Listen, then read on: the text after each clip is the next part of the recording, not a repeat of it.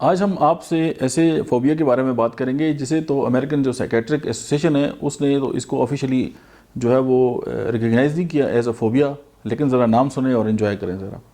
हिप्पोपोटामोन्स्ट्रोसिस्किप्टिडेलिया phobia.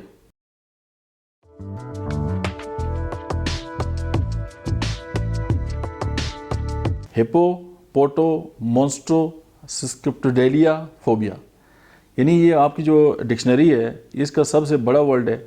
और इसमें जो लोग होते हैं वो मतलब जो बड़े वर्ड हैं उनको ये बोलने का जो फोबिया है इसमें ये पाया जाता है।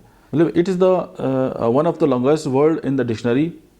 और ये है कि इसमें मतलब चूँकि आयरॉनिक किस्म की जो ट्विस्ट है वो पाए जाते हैं, तो इसीलिए इंसान जो है इससे खौफज़दा हो जाता है। और इसके लिए भी अगर ज़ाहिर है खौफ है, और वो भी खौफ आप इसको बोलने के साथ और इसको पब्लिक स्पीकिंग के साथ जो है वो जोड़ सकते हैं। तो पब्लिक स्पीकिंग की जितनी भी अद्वियात हैं वो सारी यहाँ पे काम करेंगी। और जो जनरलाइज जो एंजाइटी है उसके साथ जो होम्योपैथी की जो मेडिसिन रिलेटेड हैं वो भी काम करेंगी।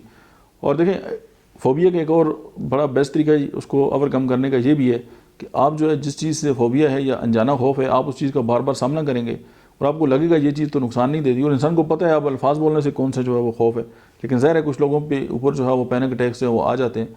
तो उसके लिए जो है वो एकोनाइट है, आपके आर्सेनिक है, सल्फ़र है, मेंसिनेला है, जेल्सीमम है, और इस तरह की एनाकार्डियम है, कालीफास है। तो ये वो तमाम मेडिसन है जो इस फ़ोबिया पे जो है वो काम करती हैं। और ये फ़ोबिया जो है वो बड़े बड़े जो अल्फाज हैं उसको ही दे के जो है वो खौफज़दा होने का जो है वो नाम है। दूसरी बात ये कि मैंने पहले भी कहा कि ये कोई ऑफिशियल फ़ोबिया नहीं है, लेकिन अगर किसी को है तो होम्योपैथी की मदद वो ले सकता है। आज के लिए इतने ही, मिलते हैं नेक्स्ट वीडियो में। तब तक आप देखते रहिए डॉक्टर इम्तियाज़ ऑफिशियल।